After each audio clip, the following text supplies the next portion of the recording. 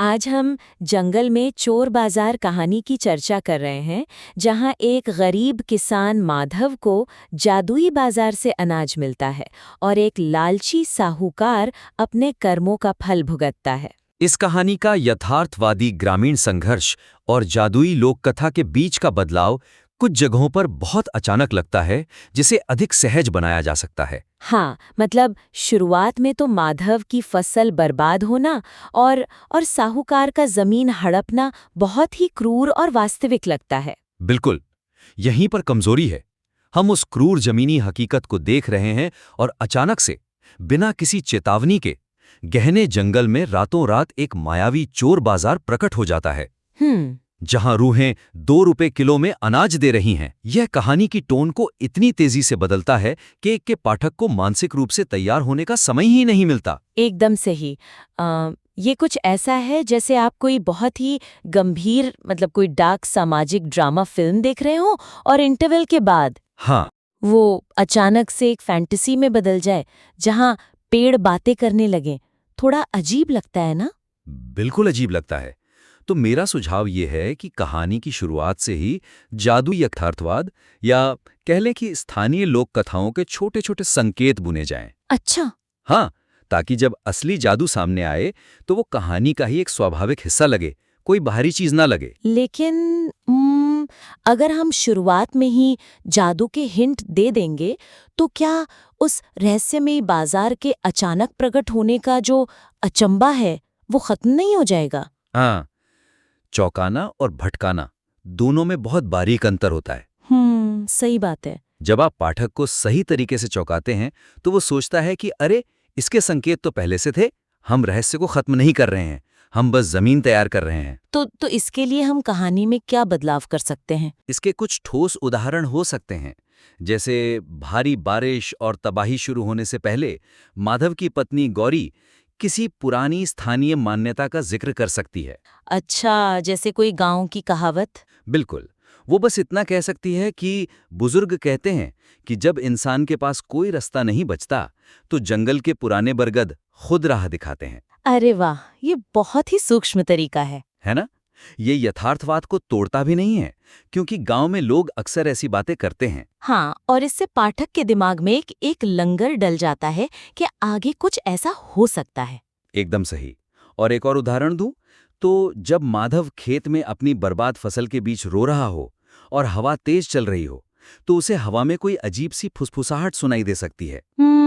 जो बाद में उस फकीर की आवाज से मैच करे। बिल्कुल, उस समय माधव को लग सकता है कि यह सिर्फ उसका वहम है, लेकिन जब फकीर सामने आएगा तो वो फुसफुसाहट एक तार्किक जादुई विस्तार लगेगी, ना कि कोई एकदम से जोड़ी गई घटना।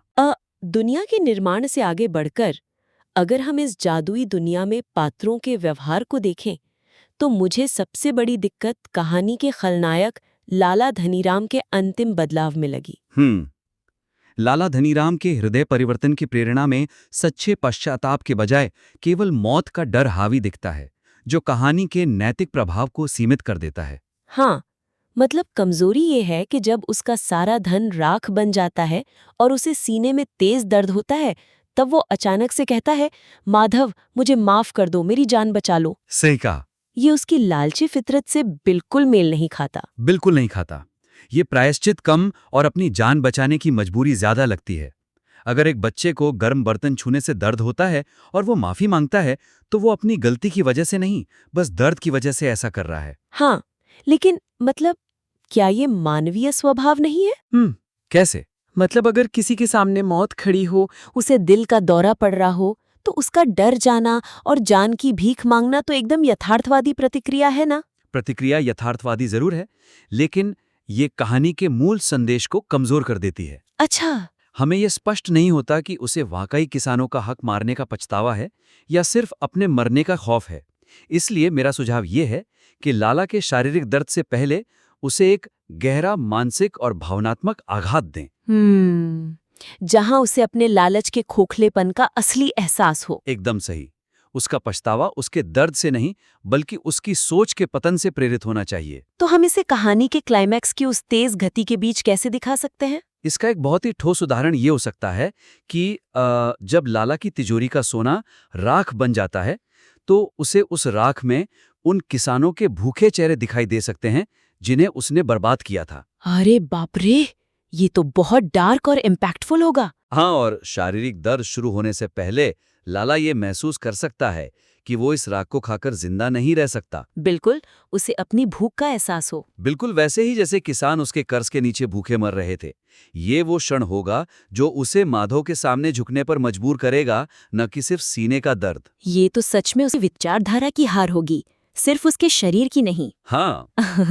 अब अगर हम खलनायक से आगे बढ़कर नायक पर आएं, तो माधव की यात्रा भी मुझे थोड़ी अजीब लगी। माधव का एक असहाय किसान से जादुई रक्षक के रूप में विकास काफी हद तक बाहरी शक्तियों पर निर्भर करता है, जिससे उसका व्यक्तिगत संघर्ष कमजोर पड़ जाता है। हाँ, कमजोरी ये है कि शुरुआत में माधव कितना मेहनती था, लेकिन जादुई सिक्का चोरी होने के बाद वो पूरी तरह से टूट जाता है। बिल्कुल, वो जमीन पर बैठकर रोने लगता है कि अब मैं कैसे जीऊंगा। हाँ, और वो खुद कुछ करता ही नहीं है। सरपंच उसे लाला के घर ले जाता है और जादू खुद ही लाला को सजा दे रहा होता है। सही कहा। माधव कहानी के चरम पर लगभग एक यात्री या मूक दर्शक बनकर रह जाता है। तो क्या माधव अपनी ही कहानी में साइड कैरेक्टर बन गया है? हम ऐसे नायक से कैसे जुड़ सकते हैं जो कुछ कर ही नहीं रहा? यही तो समस्या है।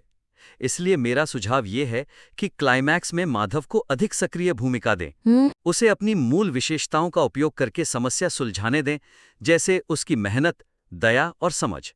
उसे केवल जादू के परिणाम का दर्शक न बनने दे।